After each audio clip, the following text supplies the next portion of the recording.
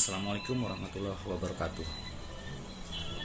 Jumpa lagi dengan saya, Sirajul Munir, peserta Latsar CPNS Puslatbang KDOD Angkatan 17. Pada kesempatan kali ini, saya akan menyampaikan mengenai apa yang telah saya dapatkan dari materi wawasan kebangsaan dan bagaimana implementasinya di dunia kerja saya sebagai seorang dosen ASN di lingkungan Universitas Mula Warna. Indonesia merupakan salah satu negara kepulauan terbesar di dunia, karena di Indonesia terdapat sekitar 17.504 pulau, dan 3 pulau yang ada di Indonesia masuk dalam 6 besar pulau terbesar di dunia. Selain itu, kita dikenal sebagai negara maritim, karena sebagian besar wilayah kita adalah laut. Kita memiliki bentang garis pantai kurang lebih sebesar 93.000 km, yang ini artinya sekitar 25% dari panjang garis pantai dunia. Indonesia terdiri dari 1.128 suku yang beraneka ragam budaya. Hal ini menunjukkan bahwa Indonesia kaya akan alam. Selain itu juga kaya akan keanekaragaman orang-orang di dalamnya. Dan untuk mencapai kemerdekaan yang telah kita rasakan pada saat ini, Indonesia dulunya telah mengalami perjuangan panjang untuk pergerakan mencapai kemerdekaannya dalam jangka waktu yang sangat lama, dan perlu pengorbanan waktu, pikiran, tenaga, hingga nyawa.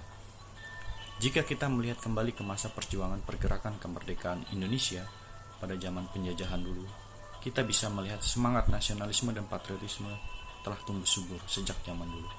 Bahkan semangatnya ada di antara para kalangan pemuda pada saat itu.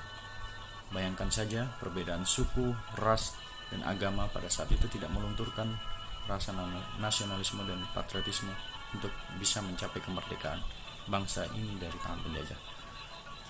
Sebagai aparatur sipil negara, tentu kita dituntut untuk memiliki wawasan kebangsaan yang baik.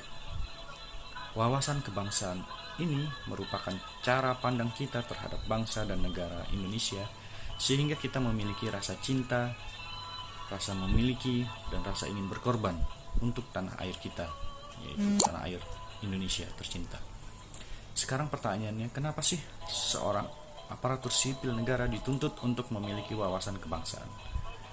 Nah, untuk menjawabnya, kita bisa melihat dari fungsi dari ASN itu sendiri yang telah diatur di dalam undang-undang.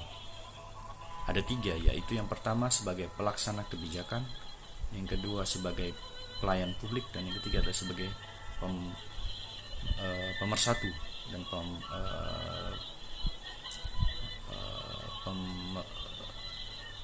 memperkuat, mempererat dan pemersatu bangsa. Dan 3 fungsi inilah harus ada di dalam diri seorang ASN. Penerapan wawasan kebangsaan dalam kehidupan sehari-hari bisa kita lakukan dalam 2 aspek, yaitu aspek moral dan kedua aspek pengetahuan. Dalam aspek moral ini berbicara mengenai bagaimana komitmen kita untuk menjaga eksistensi dan menjaga kualitas dari diri bangsa yang dimulai dari diri sendiri. Kita bisa melihat ada beberapa contoh kasus yang didapatkan dari berita-berita yang sering kali kita baca di koran atau di media massa lainnya, yaitu seorang ASN yang terlibat di dalam kegiatan narkoba, baik itu sebagai pemakai maupun sebagai pengedar. Di sini kita perlu mempertanyakan aspek moral pada diri seorang ASN itu,